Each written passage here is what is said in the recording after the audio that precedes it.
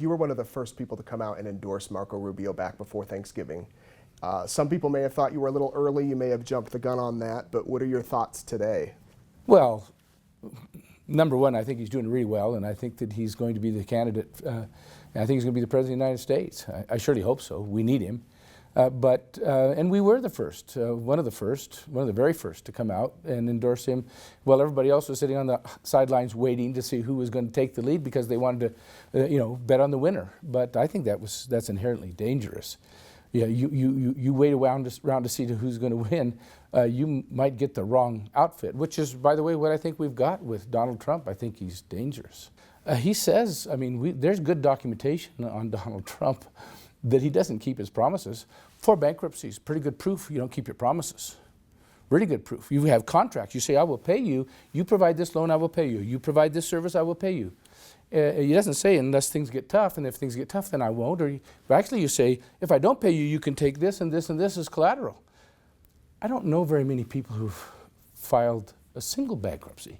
I know a lot of men with integrity who could have filed bankruptcy but didn't because they had made promises. Well, here's a man who will make a promise and then just say, I'm a billionaire. I don't care if you lose, you have to lay off people. I don't care if it destroys your company. I'm not paying because I'm a little low on funds right now. So what is it, do you think, about him that's relating to the public? Why does he have such high numbers? Well, I think he's full of baloney. I think he's a star. He's full of sound bites, and people are angry. And he is angry, and he says exactly what they want to hear. And they don't think things through well. If you look at the people who are following him, not the high intellect folks. If you go do the demographics on the folks who love Donald Trump, are the people who like sound bites, not necessarily people who have thought things through very well. And I even think that those people, once they start thinking about what they're doing and think of what kind of a country we'd end up with if Donald Trump was the president, you don't want that kind of a president or that kind of a country. Well, honestly, you don't know what he's going to do because he'll promise anything. He'll break his promise. So when you file 4 bankruptcies, it's documentation. Either you're a bad visionary, or you're a bad manager. You really mismanage things, or you're just really bad with decisions. Here's the game, though, that Donald Trump is playing. Anybody could win at that game. The game is, hey, I bet big, I bet wild, and I bet big dollars. If I win, I take my winnings. If I lose, I don't pay. You could take that to Vegas, and if they'd let you play like that, gosh, anybody could be a billionaire with that kind of a tactic if they'd let you do it. And he's learned how to use the bankruptcy stuff to his advantage, but that doesn't mean he's a good businessman. What is it about Marco Rubio that you like? I like Marco Rubio because he knows his stuff. He's the brightest of all of them. He's the most articulate, and I believe that we need a leader that can unite us, can bring us together. So if you look at Ted Cruz, for example, and Marco Rubio, their position is pretty similar. The difference is that Marco Rubio will say, not that, hey, we have to do this because it's the Constitution. He'll acknowledge it's the Constitution, and he'll say, yes, we have to do it. But then he'll go a step further, and he'll say, this is why it's still good today. This is why it works today. This is why the Constitution is right, because this is the most successful way for us to do this. So he'll add an element that will bring people on board with his decision that didn't originally agree with him, because he will treat them with respect, and he will teach them in a way that they'll say, now I get it, and now I can see why you're doing what you're doing. I like that. I like the fact that he knows what he's doing. Foreign policy, he's the brightest, he's the most experienced. Does his age worry you? It doesn't.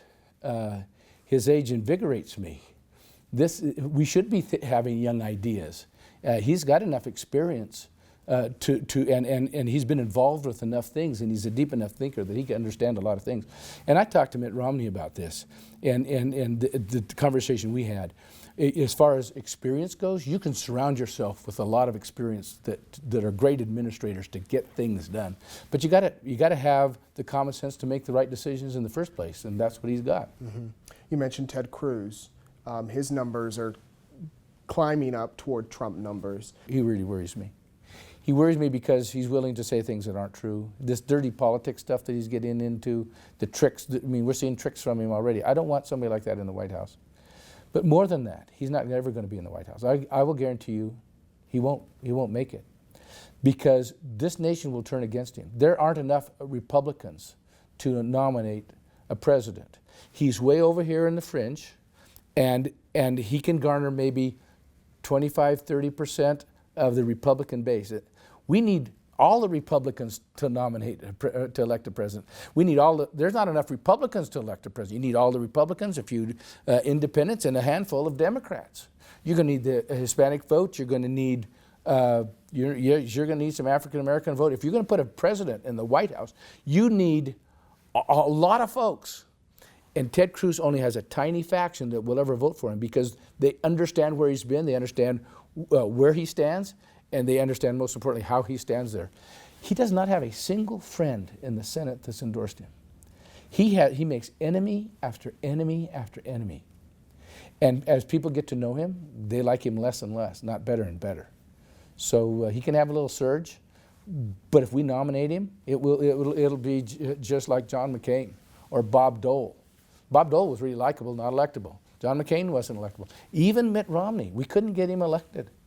We're going to be in real trouble if we put Ted Cruz up as our nominee. Then we're going to have Hillary Clinton as president. That scares me. So in less than 2 weeks, actually, we have the Idaho primary. Does that say something about Idaho's position? Oh, it's all changed for Idaho. In the past, Idaho's vote didn't mean anything. We already knew who the candidate was going to be by the time we got around to voting. And now the candidates, hey, how many candidates have been here earlier? Jeb Bush has been here, Marco Rubio has been here a couple times, Carly Fiorina has been here, even Rand Paul was here. So yeah, Idaho's relevant for the first time in history. Idaho is relevant in the presidential election. In speaking with you, I can tell you're passionate about this. Why are you so passionate about this, putting money and time and effort into this? Oh my gosh, if anybody's paying attention to what's happening to our country, and if you're paying attention, if you're not worried, then there's got to be something wrong with you. America has kept the world safe, not just America safe, for decades, since World War II. I mean, it was America that fought the war and won the war. If it hadn't been for America, Hitler would have won. And since then, the strength, the power of America has been the thing that's kept all of these renegade countries from going over, the dictators going over the top. The fact that we existed and the fact that we might be there to be a proponent for peace and for the freedoms of people and the things that we believe in, I think is really important in this world. It's appalling what people will go to for power and strength and for religion and all of that stuff. We need America to be strong, and we need what made us strong. We need the freedoms, we need the free enterprise, we need all the things that made America great. The American dream, where the little guy can get ahead. That happened to me. I mean, I'd like to see that happen to a lot of people. And this idea of taking from the productive and giving to the non-productive, I think that's a dangerous way for us to go. It hasn't worked for any country yet, ever. It's a disaster when the countries do that. It's interesting. China's going the other way. They're getting into free enterprise. We're going the opposite way. China's becoming the power, and our leaders are taking us in a different direction. If you're not worried about all of that stuff, then you're not watching. And you wonder how much more can this nation survive? The kind of debt we have and the amount of money we're spending, and what happens when America goes bankrupt. And I don't want Donald Trump to be there when that decision has to be made, I'll tell you that. Thank you very much for speaking with us.